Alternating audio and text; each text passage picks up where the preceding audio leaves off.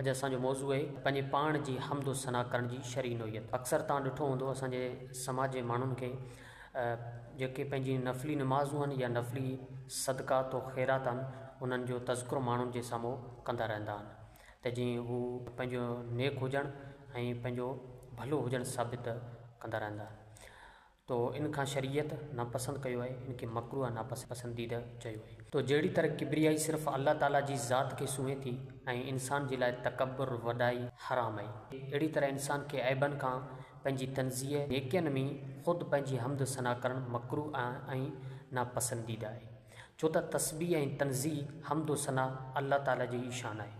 क़ुरान मजीद में अल्लाह तबारक व तआला फरमायो फला तुज़क्कू अनफुसकुम हुव अअलमु बिमन इत्तक़ा, कि तव्हां पंहिंजी सफ़ाई पाण बयानु न कयो, पंहिंजो पाण खे पाक ऐं साफ़ु न सम्झो, छो त उहो ई ॼाणे थो त तव्हां मुंहिंजा केरु मुतक़ी परहेज़गार पाक ऐं साफ़ आहे।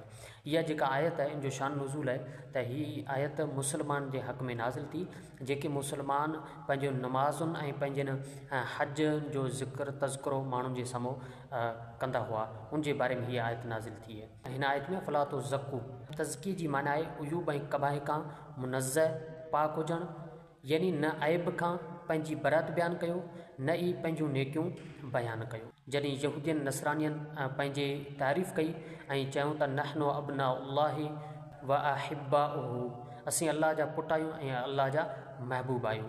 बाज़ रिवायतनि में अचे थो त यहूदियन चयो असां इन ॿारनि वांगुरु मासूम आहियूं, पाक ऐं साफ़ आहियूं। तॾहिं अल्लाह तबारक व तआला इहा आयत नाज़िल फरमाई अलम तरा इलल लदीन युज़क्कून अनफुसहुम बलिल्लाहु युज़क्की मन यशाउ, छा तव्हां उन्हनि माण्हुनि ॾे न ॾिठो जेके पंहिंजी सफ़ाई पाण बयानु कनि था, बल्कि अल्लाह ताला जंहिंखे चाहे पाक ऐं साफ़ ऐं मुतक़ी बनाए थो। ऐं इमाम मुस्लिम में हिकु रिवायत बयानु फरमाए थो, इब्न अता चवे थो त मूं पंहिंजी धीअ जो नालो बर्रा यानी नेकोकार रखियो। मूंखे हज़रत ज़ैनब बिन अबी सलमा चयो त रसूलुल्लाह सल्लल्लाहु अलैहि वसल्लम इन नाले खां मना फरमाई आहे।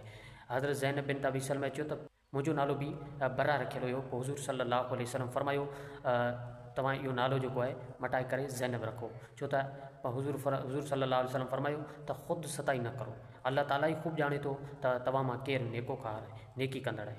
पोइ साहबनि अर्ज़ु कयो या रसूल असां जो नालो छा रखूं, हुज़ूर फरमायो जो नालो ज़ैनब रखो। तो क़ुरान हदीस मां मालूम थिए थो त माण्हू पंहिंजी तारीफ़ हम्दो सना बयानु न करे, इहा मकरूह ऐं नापसंदीदा अमल आहे। अल्लाह ख़ूब ॼाणे थो जेके असां सदक़ात ख़ैरात या नमाज़ूं हज ज़कात वग़ैरह ॾियूं था उहे असांजे अल्लाह जी बारगाह में क़बूल पवनि था या नथा पवनि। तो माण्हू कोशिशि करे कि पाण जेको आहे पंहिंजो पाण खे साफ़ ऐं पाक न सम्झे ऐं अहिड़ो नेकोकार बि न थिए जो हर माण्हू हुनखे गुनहगार लॻे।